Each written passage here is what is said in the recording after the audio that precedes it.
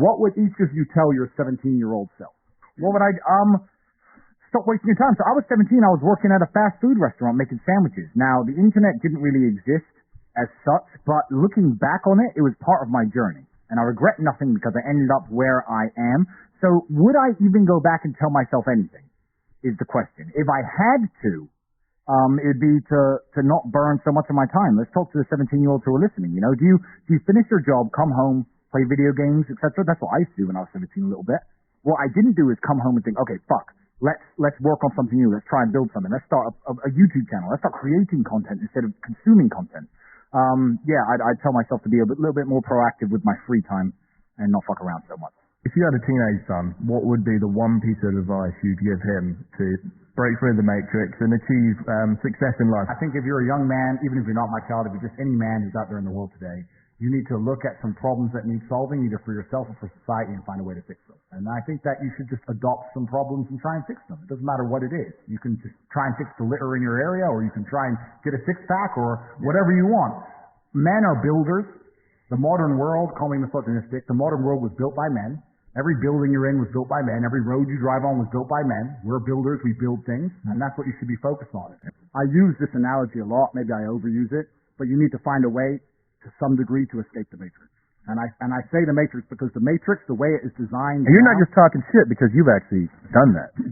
I've escaped the matrix. Yeah. I've literally escaped the matrix in nearly every form. So any form of oppression no longer applies to me. I can't be canceled. No, I can say what I want. My finances are secure. I've escaped the matrix. And when I talk about the matrix, it primarily applies to men because men are the backbone of the slave force. We always have been and always will be. And unfortunately now, if you're a law-abiding man inside the matrix, your future and the life that is laid out for you is nothing but depressing. You're going to go to school, you're going to get in debt, you're going to get a job, you're going to get a wife, divorce is coming, you're going to lose the house eventually, your job's shit, inflation's outpacing your wages, you're going to work, no one's going to appreciate it, now you're old and your life's over. That is the matrix for 99% of men, and you need to find a way to escape it. And I guess I was kind of fortunate from a young age, so I always knew that the matrix was coming and that the system is designed to oppress. The people who make the rules do not make the rules for the benefit of us. They make the rules for the benefit of the people who make the rules. And I knew that. And I think every person intrinsically knows that. Like if it's 4 a.m. and you're sitting in a gas station and a Lambo pulls up, you're probably thinking drug dealer or criminal. You're not thinking, oh, he definitely went to school. The system is absolutely broken. It's designed to oppress. And that the majority of people who stick to the rules are going to lose. This is the knowledge that you're only going to learn the hard way. And even after I tell you, you're still not going to implement it. Because you don't learn even unless you do something. But at least if I tell you in advance when it happens, you can be like, oh yeah, I can listen. So I'll tell you a few of them I found here. Young kings, how good are you on your worst day? Are you good enough on your worst day to beat your opponents on their best day? This is the key to unlimited success. This was said to me by my kickboxing coach. He said, you should train like you're going to fight on your worst day. You might have a cold, I have COVID, might fucking broke up with a bitch, car might broke down, bad night's sleep, who knows? And he might have everything going right. Could be a fucking perfect day for him, for the best week of his life. If you get knocked out, the school talks about, oh yeah, I got knocked out, but you know, it was his worst day, you know, the guy's best, or they didn't say anything wrong. No excuses, you know, I train that way. People also heard about their personal backstory, backfighting dudes. If the best you can lift is 200 kilo on like a one-off sometimes, don't say you can lift 200 kilo. You can't lift 200 kilo. You can lift 150 kilo every single time on your worst day. That's where your real performance level is, your worst day. Keep that in mind. Young kings, too many of you value money because money will save you from yourself. Every single one of you reading this should be focusing entirely on changing who you are as a man. You already deserve to be a normal money will change who you are. I think I've told this story before. I've told it to people that do look at my podcast. No, I've said it over time. Money is an amplifier. You don't watch this channel because I'm rich. You watch this channel because not only am I rich and I made it all myself, which is unique, but I'm the big G. I was the big G before I was rich. Now the money amplifies, right? I was a street dog. Now the money, my teeth are bigger. Because if I never had any teeth, money ain't changing me. I use this analogy all the time. You see a Lambo pull up, and a dork gets out, you're going to think he's some super fucking crypto tech dork. He becomes a massive mega dork. See a Lambo pull up, and a big G gets out, now you move. The car amplifies who the person is. It doesn't change who the person is. The car is not going to make you keep a Muslim.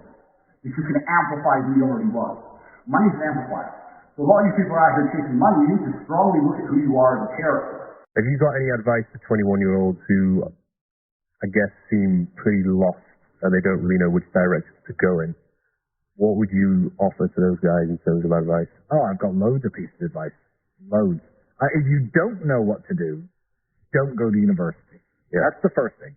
If you know what you want to do and you need a university degree to do it, then obviously pursue that. If you don't know what you want to do, going to university is going to burn 3 or 4 years of your time and likely get you into a bunch of debt and a bunch of trouble that you don't need. 2, don't waste time. Yeah, don't waste time on frivolous pursuits. Stop trying to live like the man unless you've actually become the man first, and that means women.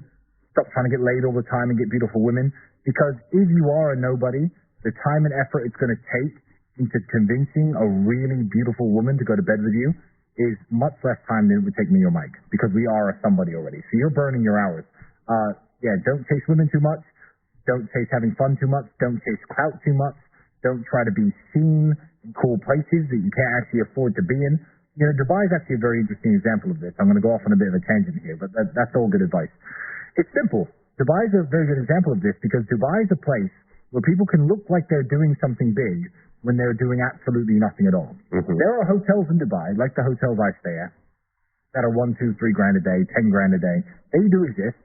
And there are also hotels in Dubai up near the old town where, you know, the laborers and the workers stay that cost $35, $40, $50 a day. That does happen. You could fly to Dubai, and people do this. Men do this. With no money. They come to Dubai with their friends. They have no money in their pockets. They have a nice shirt that they'll wear, fine. And they'll take a taxi from their really cheap hotel down to downtown, picture in front of the Burj Khalifa, quick. Picture in front of a Lamborghini, quick. Now they're a guy with a picture in front of a Lamborghini in Dubai. They're a guy who hangs out in Dubai now. He's at the Burj Khalifa. He makes less than $1,000 a month, probably. You know, people do this. They literally clout chase based on location. And that is the biggest waste of time that I've ever heard of. You know, go on a vacation within your budget and have fun with your friends, by all means, and take your mind off trying to be somebody. But yeah, people pretend too hard today. And the effort it takes to pretend short term will make you look richer or cooler or more successful than you are. But if you take all the time that you spend pretending and actually invest it into trying to become what you're pretending to be, you'll get there. Yeah. But it will take, again, 4 or 5 years.